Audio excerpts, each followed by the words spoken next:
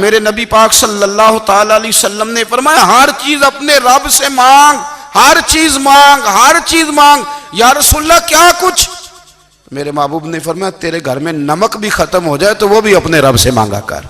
تو مانگنا، وہ تجھے دے گا، تو اس کی بارگاہ میں کشکول طلب دراز تو کرنا۔ اور ترمذی شریف میں عجیب لفظ ہے، رسول کائنات نے فرمایا، رب کریم فرماتا ہے جب میرا بندہ ہاتھ اٹھاتا ہے نا تو مجھے حیا آتی ہے کہ میں خالی کیسے لوٹا دوں اس کے۔